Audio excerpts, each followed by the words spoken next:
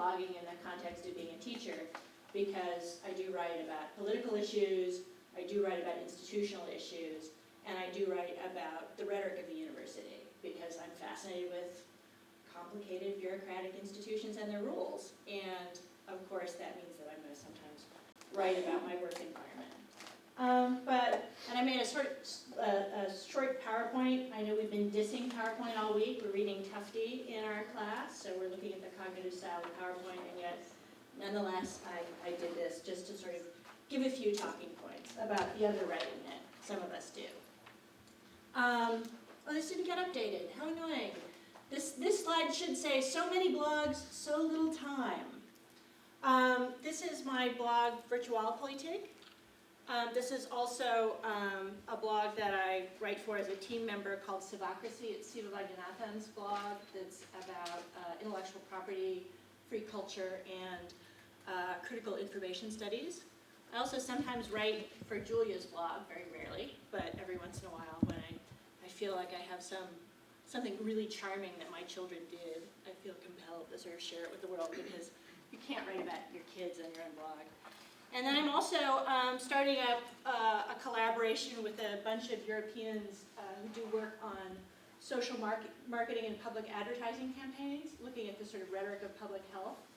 And so I'm going to be doing stuff about serious games for public health purposes and also online social marketing campaigns. So I also keep a drafts folder. I do have sort of continuing pieces that I kind of work with, and sometimes I'll just sort of wait till the right moment to bring them out. But I will often sort of do things for other blogs that I won't do on my own blog. Sometimes I will cross-post, but a lot of times I'll have something I want to say about design that has nothing to do with digital stuff. So I'll put it here, or I'll have something to do that I have to say about copyright or intellectual property that really doesn't have to do with the kinds of digital politics kinds of issues that I write about on Virtuality. So, I mean, I have different kinds of, I see these as having different kinds of audiences. Of course, one of the things that you heard Scott allude to, and also Peter, is that there have been some very high-profile consequences for academic bloggers. And this is the Lon Cole's blog, Informed Consent.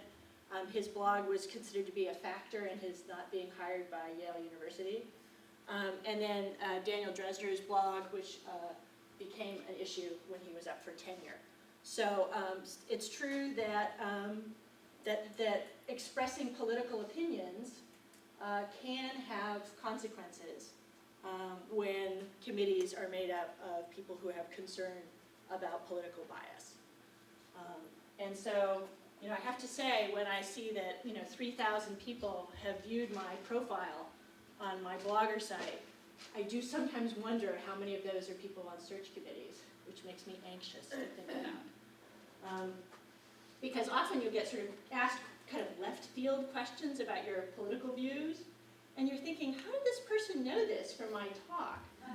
And it's probably from something else. The other factor that, Julia might not get as much as I do, but I think there are a lot of issues about gender in blogging, that particularly for female bloggers, we have particular kinds of readers that often make gender an issue in reader comments and sort of more creepily in the back channel through email. And so I will sometimes have very persistent male readers who really will write me these very long, angry emails about things that I've said. And I often feel that there's a gender dynamic going on as well that makes me uncomfortable. This is something that has become a real issue in a lot of feminist blogs. They're doing what are called community guidelines, where they're trying to figure out the question of how do you sort of facilitate free speech while not dealing with just the level of anger that you get when you're dealing with someone who's a really creepy reader. Just because you just don't want to spend that much time dealing with people who can be so unpleasant. I mean, we enjoy teaching you guys. It's great to go into the classroom and talk about texts that we love, but it can be really unpleasant to deal with certain members of the general public who don't know you but think they do. Can I step in 1 second? Please. Just not to be a male stepping all over that, but just to, Tedra Ossel, who blogs at Bitch PhD, is very adamant that the way to deal with this is you just delete the comments. And she compares it to a classroom. If you have someone in a classroom who just says, you know, well, of course this happened, that person's black. Black people are stupid. You would actually tell that student that that's an inappropriate comment and that they should not say things like that in class. You don't allow people to be openly racist in class, openly sexist. And you don't allow them to do it on your blog either. You just kind of delete their contribution and explain to them, maybe in a back channel email, why you did so. I think that's the best approach, and one that I think a lot more people, and I know that Jill Filopich at Feminist has taken that stance as well, that we're just going to delete comments that would be unacceptable in any other forum. Why allow them to be on the internet permanently? It just makes no sense, but sorry, I didn't mean to. No, I mean, and I think that this consciousness raising about these issues has been really productive, I think, for arguments about discourse more generally. I think the challenge for me has been times that people will actually call me on my office phone also, and I think there are some people who kind of step over the line. And in one case, someone actually contacted our dean because of, he was very upset about being called a misogynist after giving a talk about how people really wanted more attractive, curvaceous robots. Yeah. Which seemed misogynistic to me, but apparently he thought I had slandered him.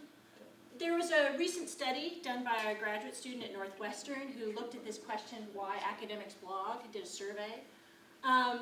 What she discovered is that slightly more than half described the activity as not important for their career, but 91% talked about the intellectual stimulation of blogging, something that Scott has sort of talked about. 73% used the genre for testing ideas. 73% said they enjoyed sharing their ideas with non-academics, which I think has been an important factor in Julia's blog, trying to be a more public intellectual and foster discussion outside of the academy about issues of design and living. And that a lot of bloggers also use it as a way to build community. They did perceive it as very time-consuming, which has been an issue that Peter talked about. They're both dashed off, and yet the cumulative effect of blogging can take time away from academic work. The interesting thing she found, though, is that there was no correlation between the number of peer-reviewed publications and blogging, neither negative nor positive. So, in other words, she couldn't find that people who blog publish less, but couldn't really find a correlation that they publish more either. So that there wasn't any clear relationship between those two things. So here's the story of my blogging. On June 15, 2005, I decided to start a blog. And this was my very first posting. It was I had written an article about government websites after 9/11 and the rhetoric of the State Department, the White House sites, and sort of different websites, looking at the ways that they were treating issues about gender, about nationalism, and also issues about class in some of these web materials.